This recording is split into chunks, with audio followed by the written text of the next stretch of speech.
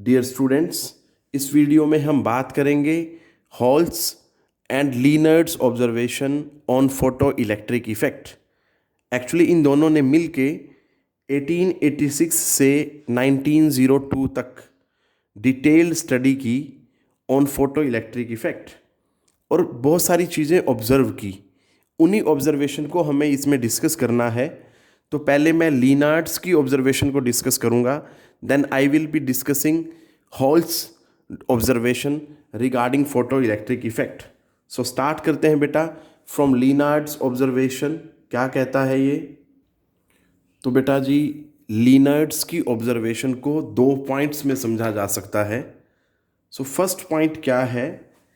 He observed that if a potential difference is applied across the two metal plates, जो मैंने last एक video बनाई थी बेटा ऑन हर्ट्ज ऑब्जर्वेशन जो थी, विच वाज टॉपिक का क्या नाम था बेटा? Hertz observation on photoelectric effect. उसमें मैंने डायग्राम बनाया था। तो बिल्कुल वही डायग्राम अगर आप इमेजिन करें तो उसमें क्या था? दो मेटल प्लेट्स थी enclosed in an evacuated tube, और वो जो ट्यूब थी that was an evacuated tube, no current flows in the circuit। ऐसा क्यों है बेटा? देखो, पोटेंशियल डिफरेंस भी अप्लाई किया है दोनों प्लेट्स के बीच में और फिर भी करंट फ्लो नहीं करता, क्योंकि बेटा वहाँ पे उस कैथोड पे जो मेटल की प्लेट है उसमें जो लाइट गिर रही है, पहली बात तो यहाँ पे क्लियर नहीं है कि लाइट गिर रही है नहीं गिर रही है, either the light is incident और नॉट।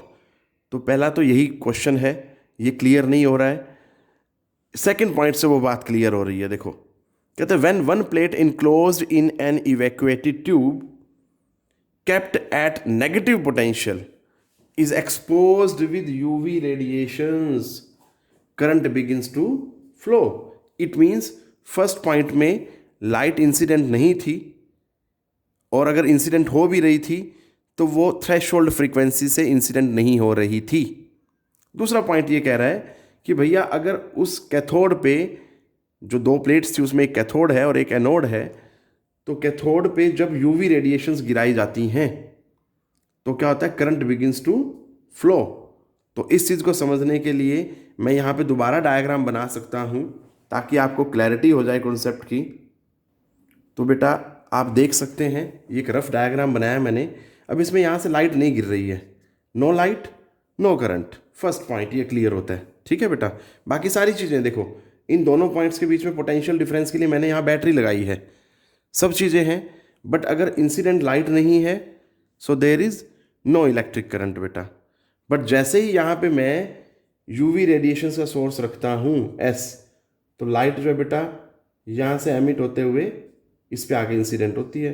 इस तरह से ये इंसिडेंट हुई बेटा। क्लियर है? ये चीज़ ध्यान देनी है। सभी डायरेक्शन में लाइट यहाँ से एमिट हो रही है और इस फिल्टर से होते हुए वो कैथोड पे इंसिडेंट हो रही है। तो ऐसी सिचुएशन में यहाँ से इलेक्ट्रॉन्स एमिट होते हैं and they start travelling from cathode to the anode. ये याद रखना है बेटा। क्लियर है? और उससे क्या होगा? There will be a current observed. So this is the Lenard's observation. अब हम बात करते हैं हॉल्स ऑब्जर्वेशन की बेटा। उन्होंने क्या क्या ऑब्जर्व किया देखते हैं। यही डायग्राम को हमने इमेजिन करना है बेटा, ठीक है? इसी डायग्राम को इमेजिन करना है और ये जो सोर्स है यूवी रेडिएशंस का ही है, ये याद रखें। मैं दोबारा रिपीट कर रहा हूँ, हॉल्स ऑब्जर्वेशन के लिए ये जो सोर्स है यूवी रेडिएशंस का सोर्स है, मतलब that is emitting ultraviolet light which is incident on this cathode plate. अब हॉल्स में ये ध्यान देना है कि ये जो कैथोड है ना, that is of zinc. Clear है? जिंक को यूज किया गया है एज कैथोड। अब उनकी जो ऑब्जर्वेशन है उनको तीन पॉइंट्स में समझा जा सकता है। क्या क्या है ऑब्जर्वेशंस देखते हैं बेटा, बट ये मैं पहले क्लियर कर रहा हूँ। ये तभी समझ आएगी हॉल्स और लीनर्ड्स ऑब्जर्वेशन जब आप ये डायग्राम को आप अपने दिमाग में इमेजिन करके चलेंगे। सो चलते हैं बेटा हॉल्स ऑब्जर्वेशन की तरफ। तो बेटा जैसा कि मैंने पहले बताया कि हॉल्स ऑब्जर्वेशन को समझने के लिए तीन पॉइंट्स में समझा जा सकता है बेटा। वो कहता है कि यहाँ पे ना ये चीज़, ये डायग्राम बनाया मैंने, ज़रा ध्यान से देखें। यहाँ पे सोर्स है जो यूवी रेडिएशंस एमिट कर रहा है बेटा, ठीक है। वहाँ से रेडिएशंस एमिट होके सी जो कैथोड है, जो हमने जिंक की मेटल प्लेट ली है वो है बेटा यहाँ पे, और ये एनोड है, ये अनदर मेटल प्लेट है। क्लियर। अब ध्यान क्या देना, वो 3 पॉइंट्स के हैं, जरा ध्यान से देखें।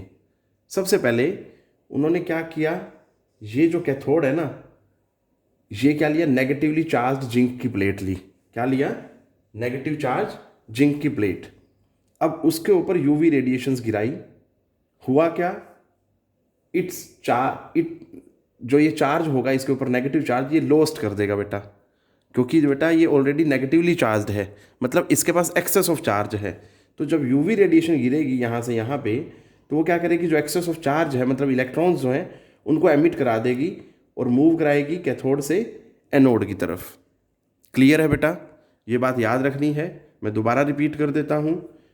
जो नेगेटिवली चार्ज जिंक प्लेट है बेटा, नेगेटिव चार्ज मतलब है, तो it means excess of electrons है उसके पास। यूवी रेडिएशंस जब आके इंसिडेंट हुई इसके ऊपर, उन्होंने क्या किया, इसमें से एक्सेस ऑफ इलेक्ट्रॉन जो था उसको एमिट करा दिया और एनोड की तरफ ले गए। तो रिजल्ट क्या होगा, there will be current will be observed in the external circuit. ठीक है। फिर सेकंड में क्या किया, अब उन्होंने अनचार्ज जिंक प्लेट ली। अब जब अनचार्ज जिंक प्लेट ली, उसके ऊपर यूवी रेडिएशन गिराई, तो उसमें से भी इलेक्ट्रॉन्स एमिट हुए। तो बेटा अब आप समझदार हैं, जब एक मेटल न्यूट्रल होता है उसमें से इलेक्ट्रॉन निकल जाएंगे तो वो क्या हो जाएगा, पॉजिटिवली चार्ज हो जाएगा। यही लिखा उसने, becomes positively charge when it was exposed by UV radiations. तो उस सिचुएशन में जो इलेक्ट्रॉन एमिट हुए वो भी कैथोड से एनोड की तरफ ट्रैवल कर गए, मतलब उस कंडीशन में भी करंट वाज ऑब्जर्व्ड। अब बात करते हैं थर्ड की। सेकंड पॉइंट तक हमें क्या हो मिल गया था, पॉजिटिवली चार्ज जिंक प्लेट मिल गई थी। अब वो क्या कहना चाहता है, अगर उसी पॉजिटिवली चार्ज जिंक प्लेट को यहाँ रखा जाए और ज़्यादा यूवी रेडिएशंस गिराई जाएं, तो जो पॉजिटिव चार्ज है उस पॉजिटिवली चार्ज प्लेट पे वो और ज़्यादा बढ़ जाता है। मतलब जो पॉजिटिवली चार्ज जिंक प्लेट थी, that became more positively charged when illuminated by UV radiations या यूवी रेज। तो बेटा अब आप समझ सकते हैं, जिंक चाहे आप नेगेटिवली चार्ज ले लो, न्यूट्रल ले लो या पॉजिटिवली चार्ज ले लो, हर कंडीशंस में यूवी रेडिएशन अगर गिरती है तो that will be capable of emitting electrons from the zinc plate. Clear है बेटा, ये बात क्लियर है कि यूवी रेडिएशंस निकाल पा रही हैं जिंक में से, इट मीन्स उनकी जो फ्रीक्वेंसी है वो थ्रेशोल्ड फ्रीक्वेंसी या उससे ज़्यादा है। क्लियर। अगर थ्रेशोल्ड फ्रीक्वेंसी से कम फ्रीक्वेंसी होती यूवी रेडिएशंस की, तो they would not be able to emit electrons from the metal plate, जो जिंक लिया गया है यहाँ पे। ये चीज़ ध्यान देनी है बेटा। मैं पहले ही क्लियर कर चुका हूँ एक वीडियो में, जिसमें मैंने बताया था कि बेटा अगर थ्रेशोल्ड फ्रीक्वेंसी पे इंसिडेंट होगी या उससे ज़्यादा फ्रीक्वेंसी पे इंसिडेंट होगी light, only then electrons will be emitted from the cathode. क्योंकि इलेक्ट्रॉन जो होते हैं नेगेटिव से पॉजिटिव की तरफ जाते हैं, लोअर पोटेंशियल से हायर पोटेंशियल पे जाते हैं। So this is at lower potential, negative से कनेक्टेड है, this is at higher potential, positive से कनेक्टेड है। क्लियर है बेटा, ये चीज़ें आपने ध्यान से समझनी है। टेक केयर बेटा, पढ़ते रहें।